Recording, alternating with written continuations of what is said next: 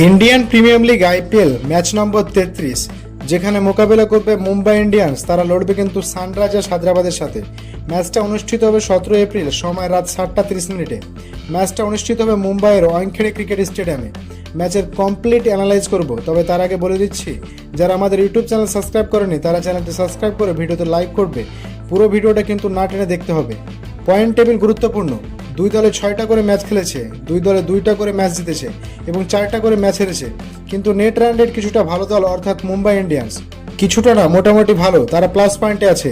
এবং মাইনাসে আছে কিন্তু হায়দ্রাবাদ যে 2টা ম্যাচ জিতেছে 2টা বড় ব্যবধানে জিতেছে, 246 রান চেজ করে জিতেছে। আবার আরেকটা ম্যাচ যেটা জিতেছে সেটা 286 রান করেছে। কিন্তু তারপর বাকি যে 4টা ম্যাচ হেরেছে সেটার কারণে তাদের আবার নেট রান রেট ঠিকই মাইনাসে গেছে। অর্থাৎ বড় ব্যবধানে জিতে বড় রান করে খুব বেশি লাভ নাই যদি আপনি টিম কনসিস্টেন্সি না থাকে। দুই দল তাদের সর্বশেষ 10টা ম্যাচ খেলেছে, 7টায় জিতেছে মুম্বাই, 3টায় জিতেছে হায়দ্রাবাদ। আমি যদি একটু এই মাঠের কথায় আসি, এই ওয়াংখেড়েতে খেলা হবে। ওয়াংখেড়ে স্টেডিয়াম কিন্তু ব্ল্যাক সয়েল এবং রেড সয়েল 2টা পিছিয়ে আমরা দেখি, এবং রেড সয়েল এবং ব্ল্যাক সয়েল 2টা পিছিয়ে এই সিজনে 2টা ম্যাচ হয়েছে। 2টা কিন্তু 2 ধরনের মাঠে খেলা হয়েছে।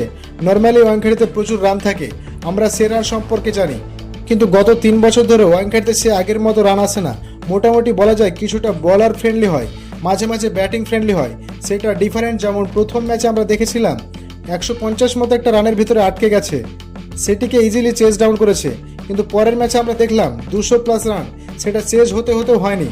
মুম্বাই হেরেছিল এই ম্যাচটি। কিন্তু এ ধরনের ব্যাপার স্যাপার ওয়াংখেড়েতে থাকে। তো এই মাঠে মোটামুটি রান আসবে, অ্যাভারেজ ধরেন 170 মতো। এখানে যদিও 220 থেকে 225 রানও চেজ হয়েছে। যেহেতু মাঠ ছোট, অতএব সেটা একটা ব্যাপার থাকে। কিন্তু পিচ কেমন হবে সেটা দেখতে হবে, এবং কোন পিচে খেলা হবে এবং সেটি কী ধরনের পিচ ভিউ, খুব বেশি এখানে ইম্প্যাক্ট আসবে না। কিন্তু পিচ খুবই গুরুত্বপূর্ণ।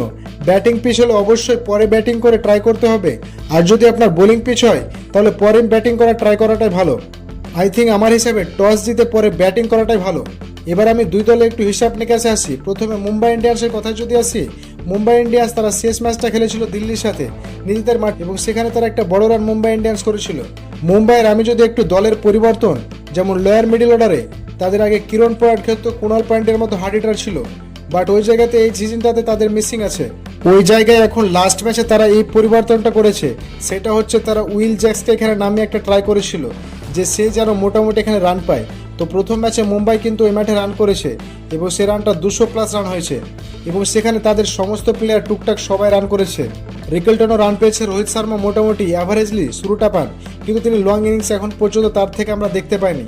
এছাড়া সূর্যকুমার যাদব রান পেয়েছেন, তিলক বর্মাও রান পেয়েছেন, এবং শেষের দিকে এসে একটা ক্রুশিয়াল নক খেলেছেন নামানধীর মোটামুটি ভালো হার্ড হিট করতে পারেন।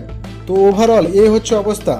তারা 200কে দিল্লির সাথে ডিফেন্ড করতে যায়, এবং তাদের বোলিং লাইনআপটা মোটামুটি ভালো হয়েছে, যেখানে তারা বুমরা আসার কারণে অবশ্যই তাদের বোলিংয়ের ডেপথটা অনেক বেড়েছে। তিনি যদিও লাস্ট ম্যাচে রান দিয়েছেন 4 ওভারে 44, বাট তিনি কামব্যাক করবেন। আর বিশেষ করে তিনি রান দিলেও ডেথ বোলিং এখনও পারফেক্টলি বল করেন। আমার মতে যখন তিনি কামব্যাক করছে সেই ম্যাচও তার ডেথ বোলিংটা আমরা দেখেছি। এছাড়া ট্রেন্ট বোল্ট বরাবরের মতো একই অবস্থা। নতুন বলে প্রথম ওভারে উইকেট না পেলে তিনি আসলে ওইভাবে রিদমে থাকে না, বাট সেন্টানার ভালো বল করছে, 2টি উইকেট পেয়েছেন। এবং করণ শর্মাকে তারা ইনক্লুড করেছিল লাস্ট ম্যাচে ইম্প্যাক্ট প্লেয়ার হিসাবে, এবং তিনি 3টা উইকেট পেয়েছেন। সো ওভারঅল যদি বলি তাহলে টিমটার খুব বেশি আর কিছু করার নেই, এই পর্যন্ত তাদের ঠিক আছে। উইল জ্যাক্স রান পায় না, এটা হচ্ছে দলটার জন্য একটা জিনিস, কারণ উইল জ্যাক্স যে কোয়ালিটির প্লেয়ার, রিসেন্টলি তিনি এসে টি20তে, আমি জানি না এখানে তিনি কেন রান পাচ্ছে না। এই হচ্ছে এই দল। এবং এবার যদি আমি একটু আসি এই মাঠে, ওয়াংখেড়েতে কিন্তু 50% উইন রেকর্ড আছে মুম্বাইয়ের। যদি আমি ওই দলটা সানরাইজার্স হায়দ্রাবাদের কথা বলি, সানরাইজার্সের এই মাঠে মাত্র 20% জেতা আছে, এবং হায়দ্রাবাদ তার লাস্ট ম্যাচটা জিতেছে। দুই দলই তাদের লাস্ট ম্যাচ জিতেছে। হায়দ্রাবাদ যে লাস্ট ম্যাচটা জিতেছে সেটা কিন্তু তারা বড় একটা রান চেঞ্জ করে জিতেছে, যেখানে পাঞ্জাব করেছে 240+ রান। সেখানে বোলিংয়ের অবস্থা তো খুবই খারাপ ছিল। মোহাম্মদ শামি 75 রান দিয়েছে, বাজি বোলিং করেছেন। ওই ম্যাচে সবাই মোটামুটি রান দিয়েছেন। উইকেট আসলে কে পেয়েছেন? 4টা উইকেট পেয়েছেন হর্ষার প্যাটেল, আর 2টা পেয়েছেন মিলিঙ্গে। এই প্লেয়ারটাকে লাস্ট ম্যাচে ইনক্লুড করেছে। যে কাজটা অবশ্য হায়দ্রাবাদ করেছে সেটা হচ্ছে তাদের কামিন্দু মেন্ডিসকে তারা বাদ দিয়েছে, এবং কামিন্দু মেন্ডিসকে বাদ দিয়ে তারা এখানে একজন স্পিনার নিয়েছে। এবং সবচেয়ে মজার ব্যাপার হচ্ছে তারা 3জন ফরেনার খেলাচ্ছে, কারণ কামিন্দু মেন্ডিস ভালো কিছু করছিল না। সো এই ডিসিশনটা তাদের কাজে লেগে যায়। 2টো উইকেট পেয়েছে মালিঙ্গায়। এই মালিঙ্গা কিন্তু আবার ফরেন প্লেয়ার না, ইন্ডিয়ান প্লেয়ার। সো তিনি 2টো উইকেট পেয়েছেন। এই দলটার জন্য ভালো ব্যাটিংয়ে দেখা গেছে। 60+ একটা ইনিংস খেলেছেন টার্ভিস হেড। অবশেষে শর্মা তো অতি মানবী একটা ইনিংস খেলেছেন 140+ রানের। সো এই কারণে রানটা চেঞ্জ করতে পেরেছে। রান কিন্তু 240+ রান চেঞ্জ হয়েছে। সো এটা হায়দ্রাবাদের জন্য বিষয়। ওভারঅল যদি বলি, এই ম্যাচে আমি আসলে মুম্বাইকে এগিয়ে রাখবো। দারুণ সাপোর্টে থাকবে হোম গ্রাউন্ডে, যদিও খুব আহামরি পারফরমেন্স নাই, বাট হায়দ্রাবাদকে আপনি কখনোই আগিয়ে রাখতে পারবেন না। কারণ হায়দ্রাবাদ তারা ফুল অ্যাটাকিং মোডে ক্রিকেট খেলে, মাঝে মাঝে কাজ করবে, মাঝে মাঝে কাজ করবে না।